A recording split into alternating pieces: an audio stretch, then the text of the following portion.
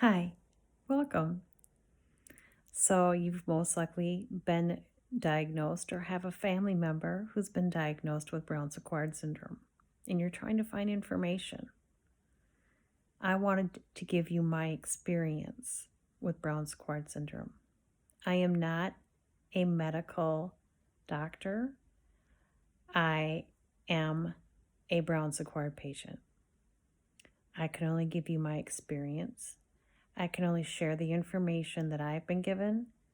And I hope that by giving you this information, I can help your journey and help you live a better quality of life with our new normal. Well, first I'm going to introduce myself. My name is Lori. I am a 54-year-old woman. And when I was in my late 40s, back in 2014, I had a surgeon slip during a anterior cervical fusion in my neck there. And at C7, was given a spinal cord injury resulting in Brown Sequard syndrome. Most people, medical or non-medical, have never heard of this bizarre syndrome. It's still pretty rare, though I think personally that it's becoming a little less rare with the elective surgeries of the neck fusions. Especially in America, they are doing more and more of these surgeries, and they, I believe, aren't so necessary. Physical therapy probably could have, if not delayed my surgery, maybe prevented it completely. So, but here we are. So I was injured in 2014. I had to wait 3 months, 90 days for another doctor to take a look at my situation and to diagnose me with Brown Sequard. I woke up from surgery and I was numb on the right side of my body, and I couldn't walk very well, but I could walk. And I know I'm extremely rare because most people are paralyzed. So I was blessed. I was lucky. Lucky me. And no one would help me in the hospital. Everybody played dumb. And the doctor wouldn't even come in, and he didn't do his rounds. He didn't come see me. Refused to talk to me or see me afterwards until I demanded a appointment with him, a face-to-face appointment in close to the third month. So on the 90th day, I was able to go to the Mayo Clinic in Rochester, Minnesota, which is only a 2-hour drive for me from the Twin Cities where I live. So I was able to go to a world-renowned clinic. I was seen by one of the top 5 neurologists, and 3 days of testing, they came to the conclusion that I had a diagnosis of myelomalacia of the Brown Sequard syndrome type. So my Brown Sequard is a little bit different than most. I have a lot of the similar symptoms, but some of them are a little bit different than most of you have. First of all, I never was paralyzed. So I had the injury to the sheath of the myelin cover of the spinal cord, so that's the myelomalacia. And it was a hemicord injury, Brown Sequard. So my symptoms were the numbness, lack of pain, and temperature. And it is on the right side of my body. It is like someone could draw a line from my bra strap down to my tippy toes, right straight down the middle of my body. the right side is affected, my left side's not. I don't have a significant weaker side like most people have in Brown Sequard. I don't have, I'm not limited to just my right side. So my injury being a cervical injury, it's from the chest down, and they did not expect my hand to work. But what's different about me is that my left arm, opposite side of the numbness for the rest of me, is numb. So when I go to get blood draws or IVs, I tell them to shoot the left arm because I can't feel it. So you gotta look for the silver linings, right? So after I was diagnosed, I wanted to educate myself. I wanted to know, what is this and how do I best get treated, and where do I go? What do I do? And I just love to be educated and informed so that I'm not blindsided, and so that I can help myself as much as I possibly can. And there was limited education and information about it, even just 7 years ago. I found nothing through Google other than the Wikipedia definition of it.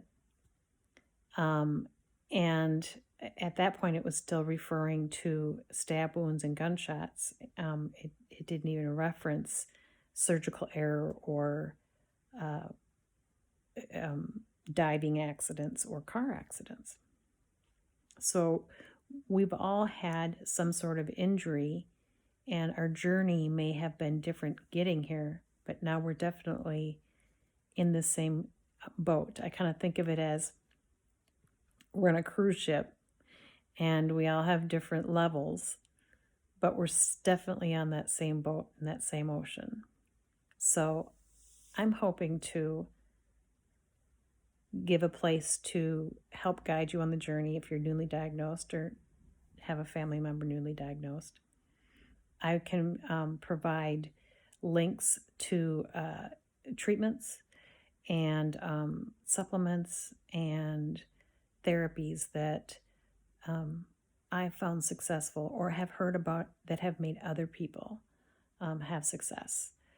And there's a lot of information. It's just hard to get to.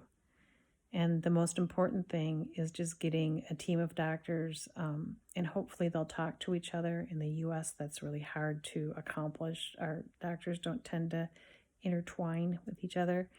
But if you can get that where you live, it would be to your advantage. I started out with a neurologist, as I'm sure you have.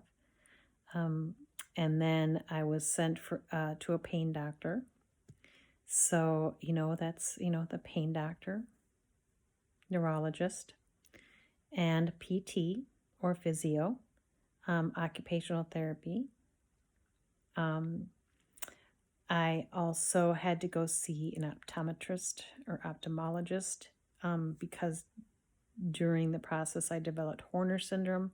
So one of my eyes is got a droopier eyelid than the other and a smaller pupil, and half my face doesn't sweat. And so I had to go see an eye doctor for that. I also, after, 5 years or maybe 6 years, 5 or 6 years after the injury, my sister gifted me a dietitian, and I worked with a wonderful lady named Heather Fleming. She is in California, but she worked with the Christopher Reeves Foundation, and she does have her own company now for nutrition. So I will leave her link below. She's got a YouTube channel as well. And she taught me a lot about my nutrition and how that affects not only my everyday living, just being a 54-year-old woman, but with a spinal cord injury as well. So the number one thing that I learned was you need to be on a fish oil supplement. It nourishes the spinal cord, and so that's number one. So get your fish oil supplement. She recommended one that I love because it doesn't give you that burpy fish oil yuck afterwards. So I can definitely give you the link to that. And she also gave me some other supplements and teas to help with digestion and relaxation. And then I also had to go see, with my physical therapy, I am a pain doctor. I started 2 different types of therapy for the migraines that I developed for because I had the neck injury. So with the muscle tightening that you will experience in spasm clonus, dry needling is super effective. You can get it through physical therapy or a physio. And if you can get the dry needling sessions that have electrodes with it, super, super successful with that. I've had dry needling in my neck, and it's been super successful. I've had it in my hips and my thighs, and I just really can't say enough good things about dry needling. With my migraine therapy, I started Botox injections in my neck and in my head, and I'm going to start with TMJ treatments as well.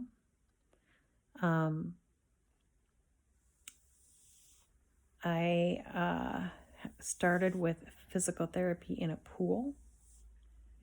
Something I had to fight for and demand was my pool therapy at the very beginning. And I highly recommend pool therapy. Boy, it sure does make you strong. And you know how you're afraid to fall all the time? You're not so afraid to fall in a pool. It also, the resistance of the water will give you a much more intense workout. So you're going to get into the pool with this pool therapy, and they're going to give you these really simple movements and exercises, and you're going to think to yourself, what is this doing? Like, how is this even helping me? And you get out of the pool after your session is done, and your bathing suit feels like it is 200 pounds. You can hardly hoist yourself out of the water because it's that grueling. So builds muscle like crazy, and face it, you've lost a lot already. You might as well get it back. So you've been diagnosed. If you're within the first 2 years, you're still healing. Your nerves are healing and regenerating. Sleep, nutrition, resting, being lazy is okay. Recovery days are a new part of your world. Your new normal, as they call it. For instance, when I did do that pool therapy, I knew that I was going to be junked for the next 2 days. I couldn't do much of anything the 2 days recovering after pool therapy, but it was worth it. And you just kind of learn to pace yourself, and you learn that it's really okay to have recovery days. It's hard, especially as Americans. We feel like if we're not doing anything, that we're being unproductive, and then we kind of measure that to our self-worth. So you really got to change your mindset and understand that you are being productive on those recovery days. You are regenerating nerves, and you're healing, and you're growing stronger. So give yourself a break, pat yourself on the back, and pop in a movie and recover. Nutrition, I mentioned that. So that's super, super important too. Most insurances in the States don't cover a nutritionist or a dietitian. So some of this you're going to have to navigate on your own. one thing that I learned with my nutrition is that I couldn't digest bread and pasta anymore, and a lot of raw vegetables. Just can't eat them anymore. Just have to move around them. I learned that if your injury is higher up, you're going to deal with constipation. If you have more of a lumbar injury, you're going to deal with lack of control. Either way, I would suggest seeking some therapy with a pelvic floor therapist. If you are experiencing constipation, they will teach you to how to relax the pelvic floor enough to help the movements with more ease. Position is extremely important. If you haven't gotten yourself a squatty potty, order one up. The exercises that you will learn will help strengthen that. You're going to lose that muscle regardless because we can't feel it anymore. You're just not going to be able to maintain the muscle that you had at one point. So learn to do the exercises that will help keep them strong and get them back to where they need to be so that the bathroom isn't such a nightmare for you. I think it's one of the hardest things that we deal with because no one likes to talk about potty issues and no one likes to talk about sexual problems. So if you have someone that can help you with them, do it. You will probably want to talk to a urologist as well. They can help you with both of those things, and a gastroenterologist. They will help you with keeping your plumbing going. You're going to need a therapist, a mental therapist, somebody who can help you navigate this new normal and the emotions and the anger and the acceptance that comes with it. So don't be afraid to take care of your mental health. It's all part of it. Your body has been changed from the tip of your toe down at the tip of your toes up to the tip of your nose. Another thing that could have happened, and I found research on this through John Hopkins, is that you might have aphasia, and aphasia has been proven through that study to have been acquired through the spinal cord injury process. So if you lose your words and have some cognitive problems, it's part of it, and don't let anybody tell you it's not. There's things that you can do for that too. Playing some video games on your phone, doing crossword puzzles. There's visual therapy you can learn. You may have experience with dizziness or ringing in your ears, visual overstimulation. That all can be dealt with as well. You can go to dizziness and balance therapy. I think I've covered most of, you may even have to see a cardiologist if it's affecting your, if you're having the autonomic dysfunction, which is a lack of controlling your blood pressure and your temperature, which most of us also suffer from. Again, I'm blessed. Not only was I not paralyzed, but I do not have the autonomic dysfunction with high blood pressure. I have it with low blood pressure, so I have to be really careful that I don't faint in the wrong place. And I have to make sure that I stay cool in the summer and warm in the winter. I think that's probably a good start. I don't want to scare you away, but I want to give you some information to start with and some links to get to help you.